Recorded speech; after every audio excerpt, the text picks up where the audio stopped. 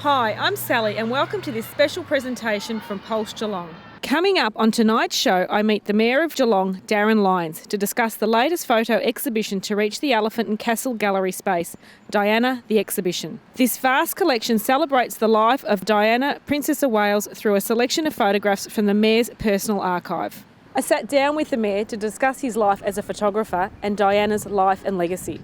Now today we've removed your mayoral sash from around your neck and we've popped the camera back on because we're at the Elephant and Castle where currently you've got an exhibition of photographs of the late Princess Diana.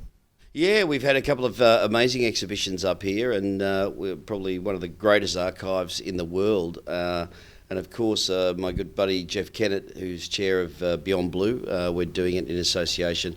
Every different exhibition we're now going to have upstairs here at the Elephant and the private dining room is going to be dedicated to a charity. Last one was the Beatles with Barwon Health, which we had over a cheque for $2,500, more than $2,500.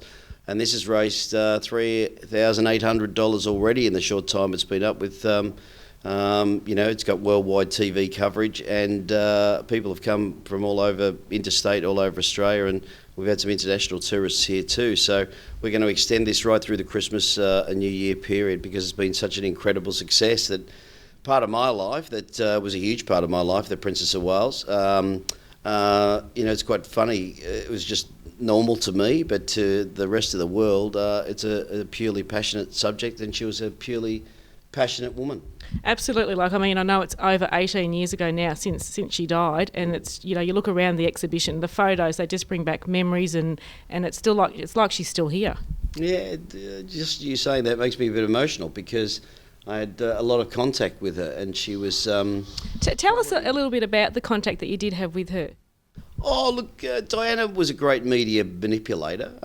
She was a great protectionist of her children, but she also, used them in a lot of issues as well when it came to, her battle within the royal family. And it certainly, from my personal perspective, it did become an incredible battle. It was a breakup with the Prince of Wales that was trying to be kept behind the scenes that I think she desperately wanted to make public. She was a very unhappy woman. I was still to this day. In fact, we were just talking on the phone just this last week, personal bodyguard Ken Wharf, who we had some terrific stories, some we can tell and some we can't tell, with the Princess of Wales.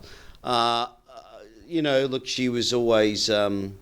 she was probably the most magical person for me to photograph because there's just something about her. She was the world's first supermodel celebrity royal. She didn't seem like she ever took a bad photo. No, she was a rock star. No, she never took a bad photo. I probably in her earlier days. I mean, the strange thing is I look at Princess of Wales in the early days, and you look as a little bit of a dressing as she was 50 almost. She was she was a little bit of an ugly duckling that turned into, as Elton John put it, a beautiful English rose. And she was a very special woman, but she also knew she had, and photographing many of the world's greatest models in my lifetime as a photographer, she had that knack. She knew where the camera was. She knew, and if you look and actually analyse through body language with a lot of the pictures around this room, she knew how to point her toes on the end of a diving board that made her look taller. She knew how to push her shoulders back. She knew how to use her cheekbones, and she knew where to be where the photographer was, because always shooting up will always make a woman look more gracious. She knew all the tricks of the trade, and I'm convinced actually she studied it, or it was completely came naturally to her. Now tell me, how did you actually get into becoming a royal photographer? Well, I was a photographer at the Daily Mail. I wouldn't specifically say that any of us were royal photographers. So, as you're talking to the man that did the catwalks of the world, we did, I did the Paris catwalk in Rome. I did Italia 90 in football. Jack of all trades, I suppose I'd like to say master of none, but a few up here that master of a couple. But I think it was, Diana was hot property every day. So when I first started in London, it was the doorstep of Kensington Palace, where my house actually right over the road stands today, my London home. And So I got to know her pretty well, and because she saw me every day. Every day she went to the gym. Every day she dropped the boys off to school. I was the first photographer to get Prince William's first day at school. I was there at the birth of both of her children. So it's a little bit like a president of the United States knowing who your media gallery is, and she knew all of us well, but she had her favourites. And would you say you were one of her favourites?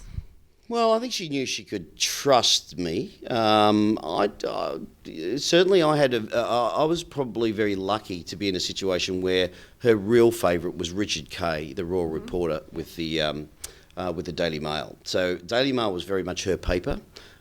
She had a great relationship with the Mail, more than any other paper, I think, and the Sun to a degree. So she hit both ends of the market, but Diana was upmarket. She knew where the Daily Mail was. So I think it was being the upmarket tabloid, but Richard Kay really had the relationship, and I was lucky to be in the right paper and lucky enough to be at the right time. Mike Forster, who was our royal photographer, used to do all the tours, also did a lot with the Prince of Wales, but I did most of the unofficial stuff because the royal photographer's job, which was an appointed job, did all the official functions, and they weren't really to be seen to be doing the secret squirrel out the back of Kensington Palace for the boys' birthday party, and you'll see the egg and spoon race that I did, and the famous spanking picture of Prince William and the south of France. So I suppose I got a lot of the glamorous jobs when it came to seeking out as an investigative photographer more than anything else, and also, when Diana wanted things done, whether she was rollerblading in the park. Or whatever the case may be, I was in a prime location. I actually moved to that particular one, my first property in Kensington Court, because I knew she was the hottest property and biggest bucks in the world.